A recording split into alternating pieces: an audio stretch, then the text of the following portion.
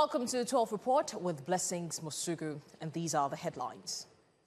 Missiles fired as new Iranian leader takes charge. Oil surges past $100. Appeal court set to deliver judgment on disputed Ibadan PDP convention. Fire breaks out at the Federal Head of Service building in Abuja. We have our reporters stationed in different parts of the country and beyond. We have Charles Pius, Sumayya Abubakar and Joshua Imurai standing by in Abuja. Emmanuel Olubobokun and Omolola Olulade are here in Lagos, while Biola Festus is standing by in Rivers State. We've got the details in a moment.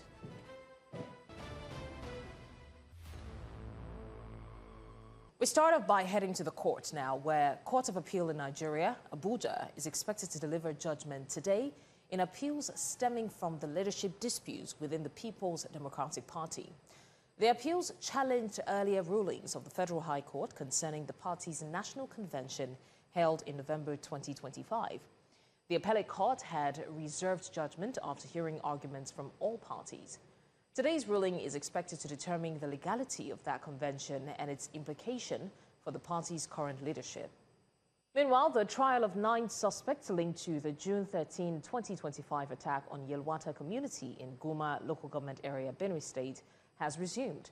At today's hearing, the first prosecution witness continued his testimony, providing further details against the defendants. Right now, we're joined by our correspondent, Joshua Imurai, who is standing by at the Court of Appeal in Abuja to give us more updates. Joshua, firstly, can you take us through the key events leading up to today's expected judgment on the 9 consolidated appeals that involves the PDP?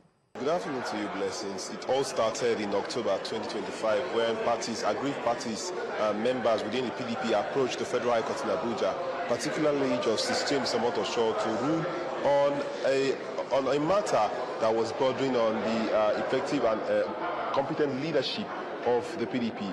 Now, we recall that that particular court had ruled against the governors and the Tanimu Turaki-led faction, saying that they lacked the local standing and the authority to constitute a national convention, which later held in Ibadan. And you recall that they went ahead, despite this court ruling, to hold that particular convention in Ibadan.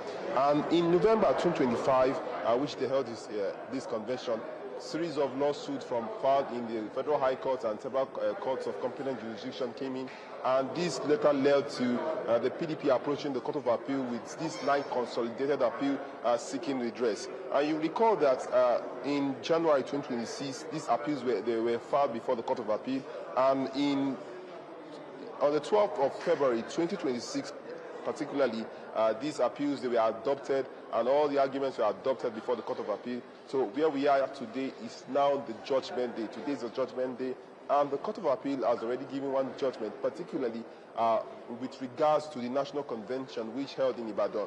The Court of Appeal has ruled that the November 15 and 16 convention which held in Ibadan, your state, failed to comply with legal requirements for holding such convention, and that the court now is siding with the Senator Sam Anyanwu faction, saying that the party who went ahead to hold that particular convention lacked the authority because prior notice was not given to INEC before the convention was held, and that the convention failed all the necessary electoral guidelines with regards to national convention and inter-party activities as well as intra-party activities. Blessings. So now to the case, Joshua, that involves the Yelwata suspect. What new information did the prosecution witness reveal in court today? The statement of the prosecution witness is quite riveting, earthquaking and earth-shaking. You recall I told you earlier that a new prosecution witness, the first prosecution witness, was brought forward by the prosecution counsel. That is the person of Oyedepo, who is the director of public prosecution. And today the prosecution witness testified, saying that the entire crisis began after the Benue State government enacted the anti-grazing law that led to all open grazing ending in the state. And after this anti-grazing law was enacted, according to the testimony of the witness, 2 defendants allegedly lost their cattle and some kinsmen as a result of the tension of the law. One of the witnesses, Haruna Abdullahi, the 3rd defendant in this case, was said to be serving as an intermediary between the thief the Fulani and as well as the police along that Guma local government area. And it was said that this particular defendant, the third defendant named Abdullahi, actually lost his cattle and two of his sons. It was alleged that he also reported the incident to police, and the police invited him for questioning and perhaps maybe intervention into the matter, which he declined. And according to what the witness is saying, he testified that the third defendant told the police that he was going to mobilize his men and retaliate to the attack that led to the death of his two sons. And the witness also confirmed to the court that they had several meetings, particularly some of the meetings were held in one of the defendants, the first defendant, Aldo Rawal, who is the chief of Fulani, and it was said that they mobilized resources, put resources to fund the attack on Yewata, allegedly. And based on what the prosecution testified, he said that this particular third defendant actually, with his son, carried out some of the attacks in Yelwata. According to the testimony of this witness, this particular defendant, the third defendant, was among those who led the attack, and he was referred to as the commander of the attack. And according to him, that this particular witness went with 5 of his sons, who were all armed with AK-47 on the day of this attack. The prosecution witness also testified that this particular individual confessed to the police that he actually killed 8 persons during the attack. Now, this prosecution witness also brought an exhibit to court that was identified as Exhibit A.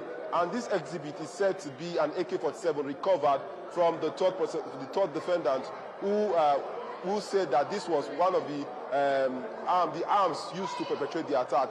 And surprisingly, when the prosecution witness was testifying in court, he said that in between the AK-47 is a series of Naira notes, 55 Naira notes in number, and they said that this particular Naira note was said to be a potent charm against those who the bullet might not enter, that once anybody is being shot with that particular gun, the person goes down immediately. And that investigation later revealed that the third defendant is the leader of the attack that was carried out on Yelwata on June 13, 2025 in Yelwata, Guma local government of Benue State. The prosecution witness is also giving more testimonies in court, and we are expected to go back to get more of the details of the testimony of the first prosecution witness as grilled by the prosecution counsel. All right, Joshua Murray, they're giving us an update on the 2025 Yelwata attack, and the update is that the first prosecution witness continues their testimony. Moving on now, Iran launched missile attacks towards Israel and parts of the Gulf.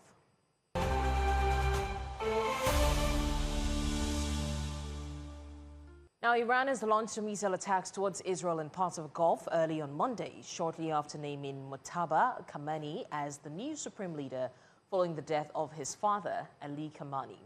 The appointment was announced on Iranian state television after the Assembly of Experts selected the 56-year-old cleric as the country's third supreme leader since the 1979 Islamic Revolution. The leadership change comes 9 days after joint strikes by the United States and Israel reportedly killed the elder Khamenei, escalating tensions across the region. U.S. President Donald Trump had earlier dismissed Mojtaba Khamenei's chances of taking power, while Israeli officials warned that any successor could also become a potential target. Now, global oil prices have surged past $100 a barrel for the first time since 2022, as tensions in the Middle East continue to escalate. The spike is expected to push petrol prices higher, with analysts warning the upward trend could continue. UK Chancellor Rachel Reeves is set to join an emergency meeting of G7 finance ministers later today to assess the situation. Meanwhile, US President Donald Trump says the short-term rise in oil prices is a small price to pay for peace. Now, to discuss more on this, we're joined by a professor of humanitarian, Mukesh Kapila. Thank you so much for joining us. It's quite interesting to see the turn of events and how this is gradually shaping the globe, especially oil prices. Now, what does Mojtaba Khamenei's appointment as Iran's new supreme leader mean for the direction of the ongoing war in the Middle East? I think all the signals that are coming out of Tehran following the new supreme leader's appointment is that Iran will intensify its resistance And all the analysis suggests that although many of its military assets have been destroyed, it retains considerable punch. So at least in the short term, we're going to see an intensification of the fighting, with Iran retaliating against the US and US allies in the Gulf. And of course, then the Americans and the Israelis are going to intensify their attacks on Iran. So it's going to get worse in the short term. So oil prices have surged sharply following the escalation. What could this conflict mean for global energy markets and the world economy in general? Yes, the oil prices have already risen over $100, $110. And we are seeing the impacts already in many countries in terms of the cost of energy for domestic use. For example, not just for filling your car, but for other economy, in agriculture, for example, in transport, in the way the markets work, because petroleum still underpins the economy of the world. So we will see inflation rising, we will see shortages taking place, we might even see some disturbances in supplies, not just in agriculture, certainly, but also in the industrial sector. And it reminds me a little bit really of what happened after COVID and what happened with the first shock of the Russia-Ukraine war. But this time around, I think because this will last for some time, I fear, we may see it really as a longer-term disturbance that may take some months before the world adjusts to it. So what immediate impact could the escalating conflict between Iran and Israel have on African economies? We can already see the impact, particularly through the rising oil prices. Yes, so Africa is highly dependent for importing its finished petroleum products. I mean, there are some countries like Nigeria, Ghana, and the countries, Libya and so on, that produce oil, and they will have a bonanza in terms of increasing their exports of oil. But overall, Africa is a net importer of petroleum products, and the cost of that is obviously bound to go up, and that will percolate through to the economy. The secondary effects are, for example, inflation. It will also mean there'll be big pressure on African currencies, which will affect the balance of payments of many, many countries. That in turn will drive cost of living for ordinary people, and especially for the poorest people. This is going to have significant day-to-day impact, and I think we're already beginning to see that in the last week. All right, Professor of Humanitarian Mukesh Kapila, thank you for joining us to discuss the Middle East conflict and how this is affecting the African economy. You're live with us on the 12th Report. We go on a short break now. When we come back, we've got more stories. Just stay with us. Many thanks for staying with us. Now, Nigeria's economy is already feeling the ripple effects of surging global oil prices after Brent crude climbed above $100 per barrel. While the rally could boost government revenues, strengthen foreign exchange reserves and widen fiscal buffers, it is also pushing domestic fuel prices higher. Petrol prices have risen sharply across filling stations, increasing transport and production costs. For households and businesses still adjusting to economic reforms, the oil surge presents a paradox: stronger national earnings from crude exports, but higher costs. News Central's lead business correspondent, Nasir Agbalaya, brings us an update from the field this morning.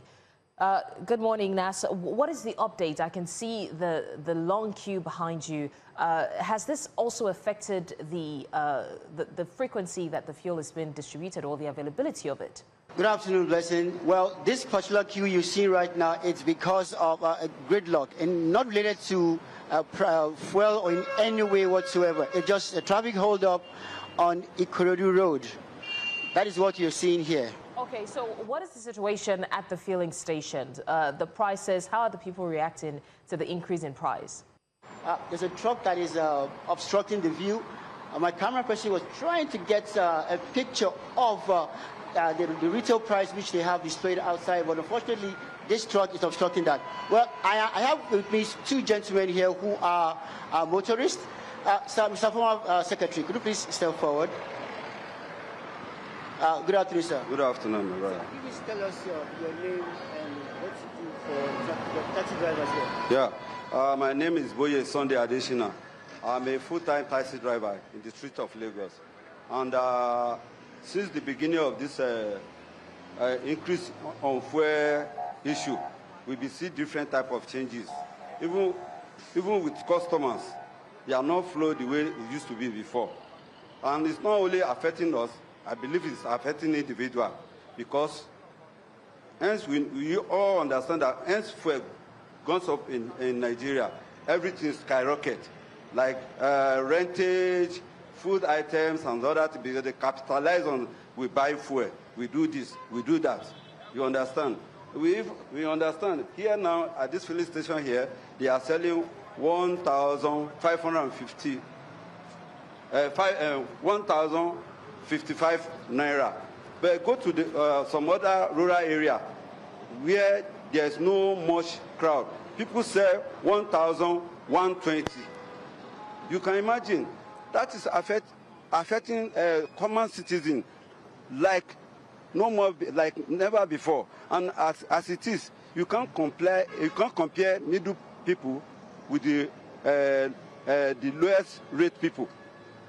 The people suffering this thing is the lowest rate people, which I believe the common people, the innocent people of Nigeria. We are not fighting war in Nigeria. We are not related to either Iran or Israel. I think know the reason why we have our own crude oil in Nigeria. Government cannot liaise with Dangote and other fuel marketers to bring down a little bit for the benefit of the common people in Nigeria. This is just not normal. I believe it's not normal. If government can assist us and do something. For me, I'm a taxi driver. The way we used to see markets from about 3-4 weeks ago have been changed now. Hardly you go one trip a day. And I have family. I have somebody to care for.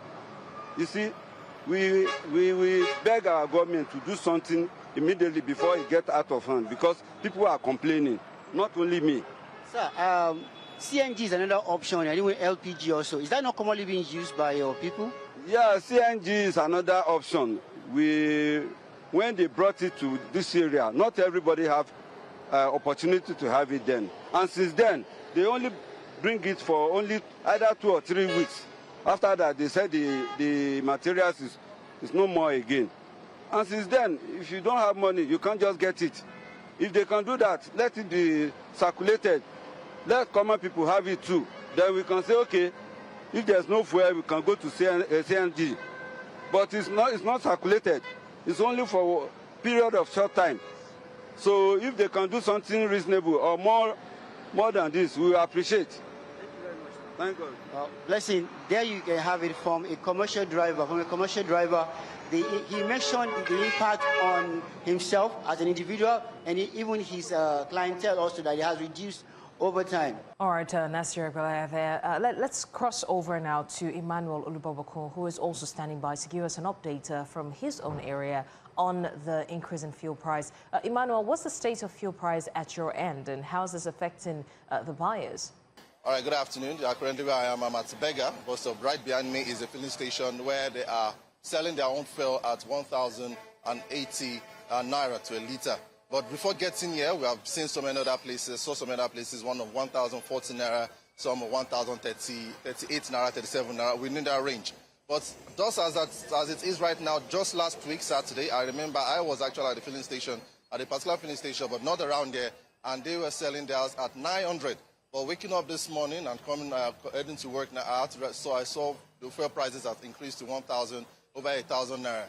Earlier, before now, I've spoken to some persons, and where some of them are saying that they are not okay with the way the price is increasing, that the government should do something. Because this is just like the previous time when there was a war with that of Russia and Ukraine, when prices were going to 2,000 naira, even the coming in of the current president, where price was going to almost 2,000 naira, so 1,500, and they are scared that this does not get to that state where we end up buying fuel at that amount of 1,500.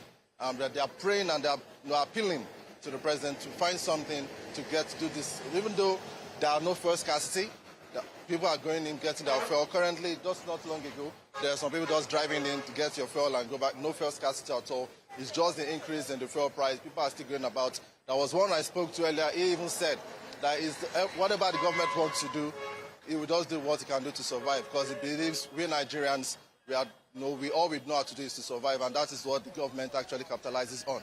They believe that Nigerians can survive, so they can do what they want. So he's just saying, whether it is 1,005, whether it is above 1,005, whether it is 2,000 naira a litre, he's okay with it as far as he survives, and we'll just see how he can go around it to survive. So that is the current state as it is right now.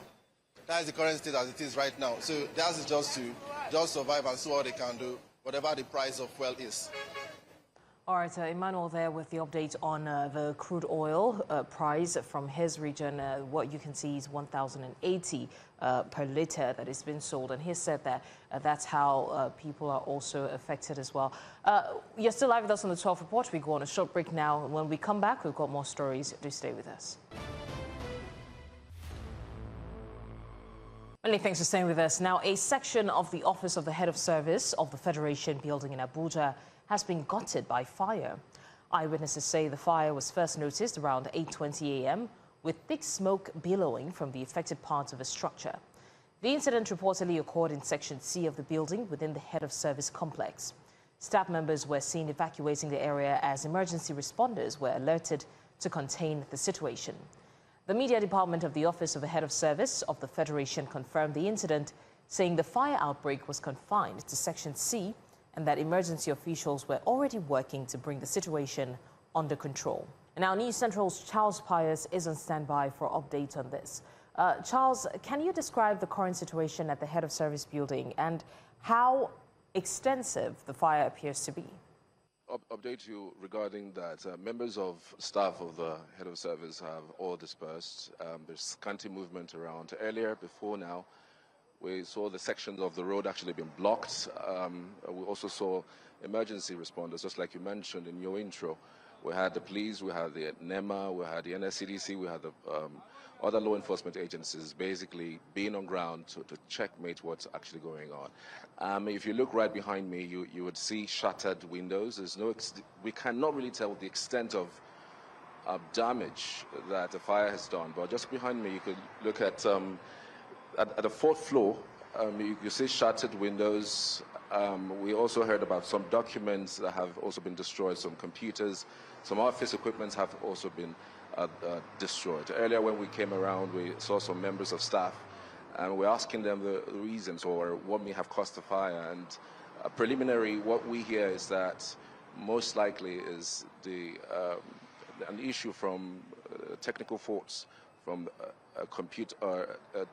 AC units, but the real report about the incident hasn't been ascertained. But preliminary on the ground, we're hearing that there is some sort of damage that has been done on an AC units from the office. That's what we're hearing on the ground. Blessings. So, are there any reports of injuries or casualties among staff or the emergency responders? Well, yeah, earlier we spoke to some of the emergency responders with the NEMA. NEMA was here earlier, and then he, as the head of operations for the FCT, National Emergency Management Agency, actually, he told us that there's no death, there's no casualty regarding this particular incident. But as soon as they received the call earlier in the morning around 8 a.m., they sent their men down here to check with what's going on, basically. So we talk about the fact that we also saw the Deputy Director of the Federal Fire Service for the FCT. He was here earlier, giving us some updates. He also said that they were on time. I mean, kudos be given to them because, of course, this is a central area, and the distance between here and their office is actually very, very close. So they responded swiftly. I'm sure that's part of the reasons why the fire wasn't, that much. That much damage was not really done, except for the black smoke that we saw on the building, and of course some of a quick extent of how they were able to put out the fire. Blessings. All right, Charles Pius there on the fire outbreak in Abuja and what the current situation is.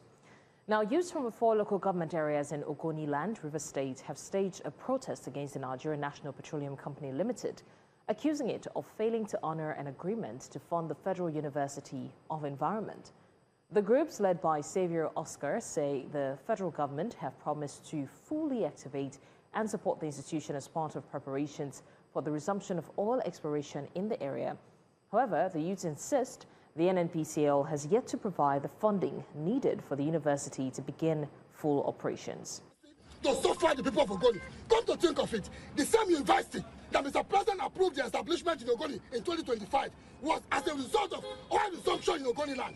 Mr. President, this is the same reason that Ogoni people were killed. In 1995, Ogoni heroes, Ogoni leaders were killed because of this same oil. Mr. President wants to resume oil exploration in Ogoni land even without doing the needful. Even the school that Mr. President Bola Tinubu approved and established in 2025, up to this moment, Mr. President has refused to release a couple, a penny.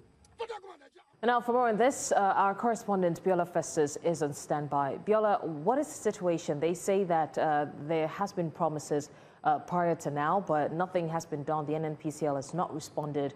What is the current situation now? What are they asking for?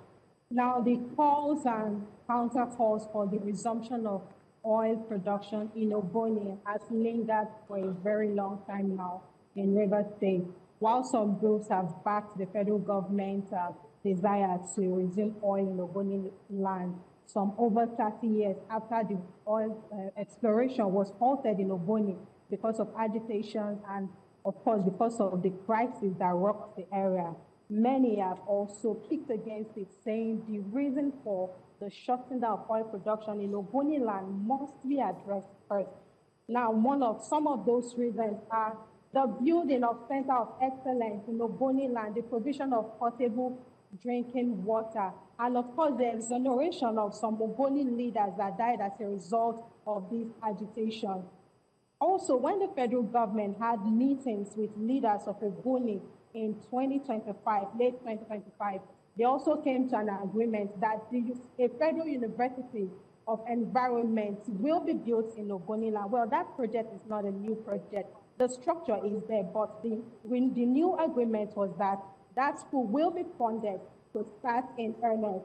Well, the school eventually started academic session late 2025, which is about October, until recently when the youths of the area cried out that the school started, but the funding that was promised by the federal government was yet to be released. Now, this funding was supposed to come through the NNPCL, but according to them, up till now, not a dime has been issued to the school to enable it to start as an institution, as a federal institution. Well, the protest, according to the youth groups, was supposed to be at the office of the NNPCL in Port Harcourt, but I will tell you that there was a mistaken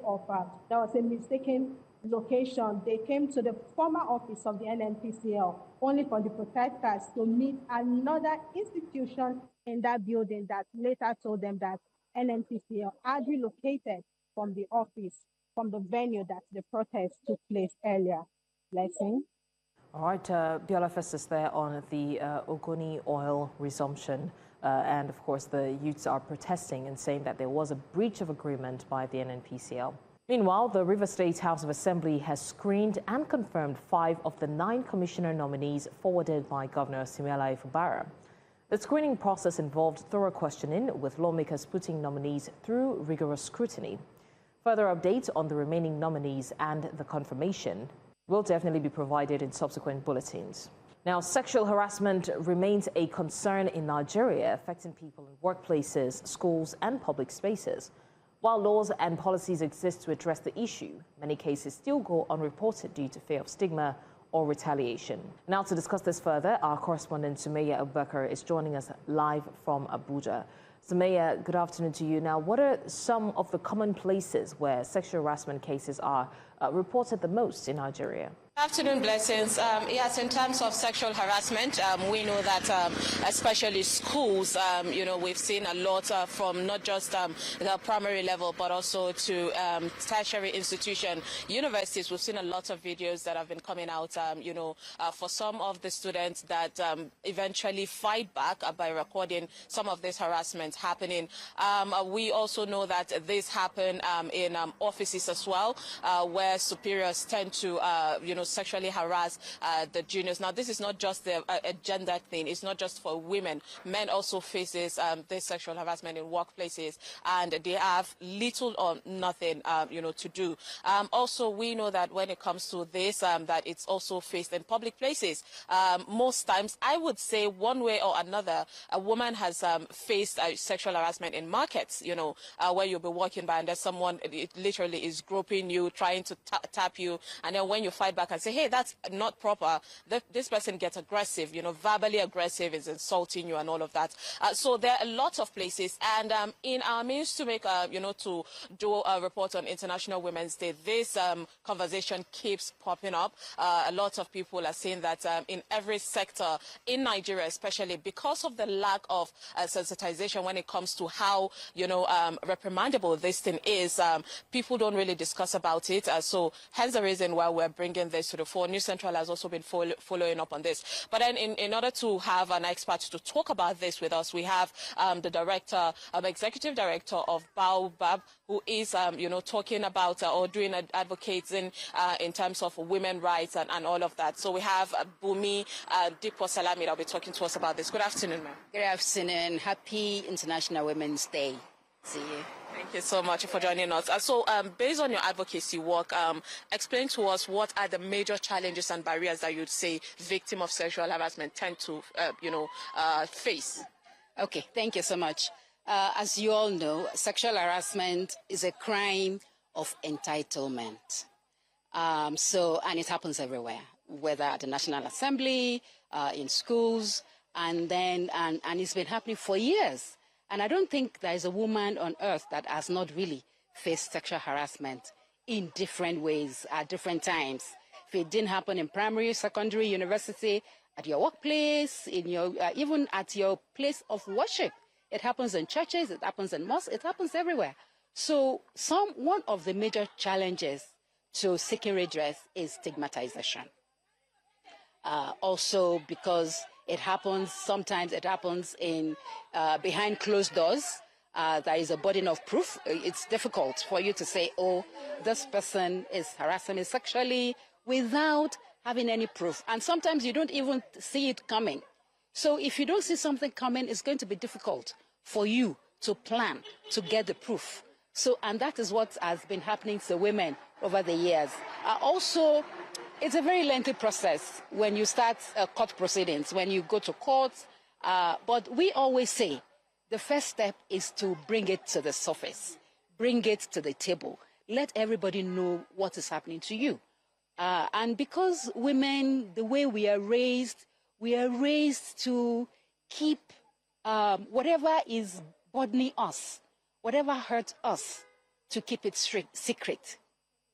So we don't want anybody thinking that, oh, maybe they will not believe me. Maybe they will think I'm lying. Maybe they will think it was my fault. Maybe they will think, why did I go to the lecturer's office? Or why, even with my dressing, maybe it's me. So sometimes we find that women are even blaming themselves. So you find victims blaming themselves, survivors blaming themselves until they are able to seek help. I mean, now, talking about survivors, of course, seeking help, we all know that based on what you've said, of course, that is what is happening. We're seeing women always taking the blame, or even people blaming them to say, you did it or you caused it. Yeah. So what can, institutions and even communities do in order to help these survivors? Okay, the first thing that we always recommend is that we must have anti-sexual harassment policies everywhere, wherever we are. But there are spaces where we cannot have those policies. In informal sectors, for instance, because we have it happening in the informal sector. You find house girls being harassed. You find hawkers. You find shop girls being harassed without any kind of protection. So there must be a national protection for everyone that covers both formal and informal sector, we must also keep talking about it. There must be policy advocacy, there must be sensitization and awareness building for everyone so that we all know. Because it also happens to men. There are men that are sexually harassed by other men, and there are men that are sexually harassed by women. So it is a national issue that must be brought to the forefront of the conversation. So we need to have advocacy, we need to have sensitization, there must be policies. And in the cases where there are policies, because we have so many institutions now, they have policies, but there are policies that are on their shelves. Even the students do not know the existence. They don't know the existence of those policies. And then they need to begin to implement those policies. Okay. Implementation is the key. Yes. Thank you so much, Mrs. Bumi, for giving us audience on this. I mean, Blessings, this is, of course, what, experts are saying about the situation, and hopefully there's a push for, in a way that we can at least curb the level of sexual harassment in Nigeria and globally. Back to you. Great to see that these conversations are being had, and definitely it's never too much to talk about sexual harassment and how to curb it. So Mayor Abubakar there with the update on sexual harassment, and stakeholders calling for improved reporting systems. Now let's go to Edo State, where Governor Monday Okpebholo has reiterated his support for the 2027 re-election of President Tinubu. According to him, the projected 2.5 million votes expected from Edo State in support of the president in the next presidential election are already secured. The governor made the declaration while receiving members of a political support group at his country home in Irua, Essence Central local government area. The president has done for Edo people, especially Esa extraction. So for that reason, they're already making contribution to support him. That means our 2.5 million vote is not negotiable. We are happy to receive this, and I believe that the president will hear of it. Seeing the massive work development that are going on across the entire state, from the Edo North to the Edo Central to the Edo South, you see construction work everywhere. If you go around the whole Edo state is now a construction site. So we came here with these materials, they are visibility materials, to support the government. Because when the government is performing, all you need to do is to support that government to continue in power so that more development can come to the citizens. Now, as the world marks International Women's Day, women across the country are being encouraged to reclaim their voices and intentionally mentor the next generation of female leaders. Women leaders noted that women are capable of excelling simultaneously as professionals, mothers, and nation builders, stressing that balancing traditional values with modern leadership remains essential to sustaining excellence across various aspects of life. Policy expert Victoria Jatto described the need to unlock women's potential as a necessity rather than a privilege, urging Nigerian women to transform challenges into opportunities, lead with pride, and contribute meaningfully to social progress around the world. The responsibility does not lie on institutions alone. Women must also intentionally step up their power. We must mentor the next generation of girls. We must build networks that empower rather than compete. We must transform challenges into opportunities. And most importantly, we must lead with authenticity.